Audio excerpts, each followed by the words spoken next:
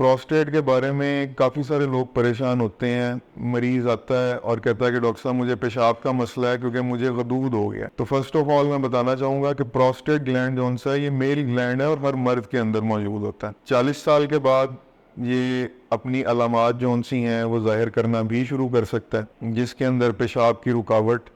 पेशाब का बार बार आना, मसाने का मुकम्मल खाली ना होना,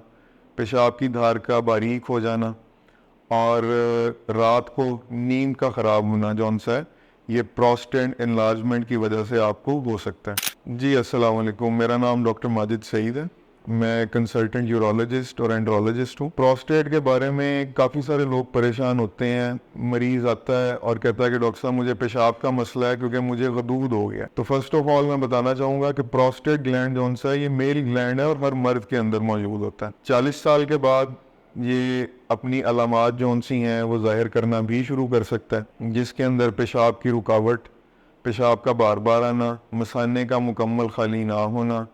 पेशाब की धार का बारीक हो जाना और रात को नींद का ख़राब होना जौन सा है ये प्रोस्टेट एनलार्जमेंट की वजह से आपको हो सकता है। आप डॉक्टर के पास आते हैं और ये समझते हैं कि खुदा ना खास्ता ये कोई कैंसर है। मोस्ट ऑफ द टाइम ये एक बिनाइन डिजीज़ है, ये कोई जड़ों वाली खुदा ना खास्ता रसौली नहीं है, ये कोई उस तरह का मसला नहीं है, लेकिन ये एक मेल ग्लैंड है जो कि अगर इनवर्ड यूरिथ्रा की तरफ ग्रो कर जाए, जो कि कर जाता है, तो इसने 40 साल के बाद अपने सिम्टम्स जौन से हैं एनलार्ज प्रोस्टेट के वो शो करने शुरू कर देने हैं, जो कि मैंने आपको अभी बताए भी हैं। एनलार्ज प्रोस्टेट की सूरत में डॉक्टर से मिलना क्यों ज़रूरी है और अर्ली मिलना क्यों ज़रूरी है वो मैं आपको गाइड करना चाहूँगा कि कुछ लोगों के अंदर जिनमें फैमिली हिस्ट्री है, पहले डायग्नोज हो चुका है कि प्रोस्टेट कैंसर की तरफ कोई पेशेंट गया था या उनका ताल्लुक किसी इस तरह के कम्युनिटी से है जिस तरह एफ्रो अमेरिकन हैं या अफ्रीकन हैं,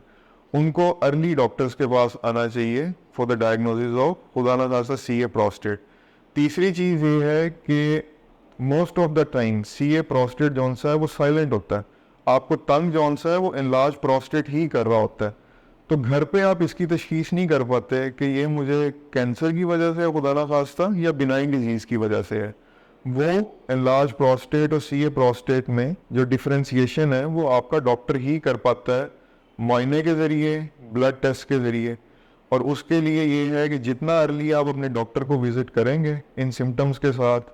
उतना अर्ली आप डायग्नोज होंगे, उतना अर्ली आप ट्रीट होंगे और उतना ही अच्छा आपका आउटकम होगा। तो अब इसमें मैं आपको बताना चाहूँगा कि आफ्टर 40 अगर आपको पेशाब के मसले ये आने शुरू हो गए हैं तो आपने अपने डॉक्टर को विज़िट करना है। वो कुछ आपको टेस्ट एडवाइस करेंगे जिसके अंदर अल्ट्रासाउंड है, कुछ ब्लड टेस्ट है और आपको फॉलो अप एडवाइस करेंगे। हो सकता है किसी मेडिकेशन के ऊपर भी वो आपके लिए लेके जाएं, लेकिन initially most of the time in early stages lifestyle modification से ही चीज़ें बेहतर हो जाती हैं। हेल्दी रूटीन फॉलो करने से, एक हेल्दी एक्सरसाइज रूटीन फॉलो करने से, हेल्दी डाइट प्लान फॉलो करने से और डॉक्टर की एडवाइजरी रिगार्डिंग फ्लूइड इनटेक, इससे ही चीज़ें बहुत सारी बेहतर होने शुरू हो जाती हैं। अगर स्टिल बेहतरी नहीं आती तो मेडिसिन अवेलेबल है जिसके ज़रिए एनलार्ज प्रोस्टेट के जो सिम्टम्स हैं उनसे छुटकारा पाया जा सकता है। आफ्टर 50, 55, 60 दवाई आप काफ़ी अर्सा लेते रहे हैं, उससे इम्प्रूवमेंट थी, लेकिन अब दवाई ने भी काम छोड़ दिया है। अल्हम्दुलिल्लाह फैमिली भी आपकी कंप्लीट है, मतलब कुछ इस तरह का भी नहीं है कि आप चाह रहे हो कि मज़ीद जौन सा आप फादरहुड की तरफ भी जाना चाह रहे हो। तो उसके अंदर फिर आपका जो यूरोलॉजिस्ट है वो आपसे डिस्कस करके तो हो सकता है आपको सर्जरी की तरफ ले जाए। सर्जरीज़ के अंदर डिफरेंट ऑप्शंस हैं जो कि डिपेंड करती हैं आपकी फ़िज़िकल हेल्थ के ऊपर, आपके प्रोस्टेट के इनलार्जमेंट के ऊपर और फर्दर उसके अंदर आपके ब्लैडर के और किडनीज़ के स्टेटस के ऊपर,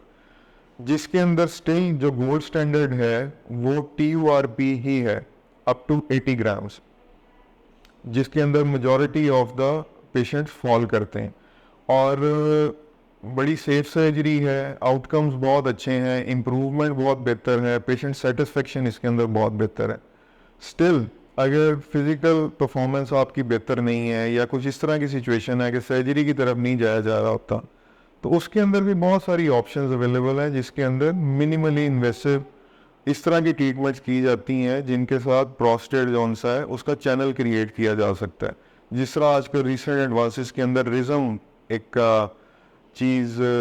इंट्रोड्यूस हुई है जिसके अंदर वाटर वेपर्स के ज़रिए, भाप के ज़रिए प्रोस्टेट का मिनिमली इन्वेसिवली इलाज किया जाता है, और patient satisfaction, patient improvement, specially frail patients के अंदर, वो पेशेंट जो सर्जरी की तरफ नहीं जा पा रहे होते या प्रोलॉन्ग सर्जरी नहीं बर्दाश्त कर सक रहे होते, तो उनमें एडवाइजेबल है और बड़े अच्छे उसके आउटकम्स हैं। तो एनलार्ज प्रोस्टेट, सबसे पहले सिम्टम्स, पेशाब का बार बार आना, पेशाब का रुक कर आना, रात को आपकी नींद का ख़राब होना, पेशाब में खून आ जाना, पेशाब में जलन होना, मसाने का प्रॉपरली खाली मत होना, अलामात हैं। अगर आप इनमें मुब्तला हैं तो फिर आप अपने डॉक्टर को, यूरोलॉजिस्ट को विज़िट करेंगे, जो कि आपके अल्ट्रासाउंड एनलार्ज प्रोस्टेट के लिए कुछ ब्लड टेस्ट एडवाइस करेंगे, यूरिन टेस्ट एडवाइस करेंगे। उनको देखते हुए, आपके फिजिकल परफॉर्मेंस स्टेटस को देखते हुए, वो एनलार्ज प्रोस्टेट के लिए आपको फिर ट्रीटमेंट एडवाइस करेंगे, जो कि लाइफस्टाइल मॉडिफिकेशन भी हो सकती है, मेडिकेशन भी हो सकती है, और डिफरेंट टाइप ऑफ सर्जरीज भी हो सकती हैं। तो अगर इस चीज़ में आप मुब्तला हैं और परेशान हैं तो नीचे दिए गए नंबर पे हमसे रब्ता करें। बहुत शुक्रिया।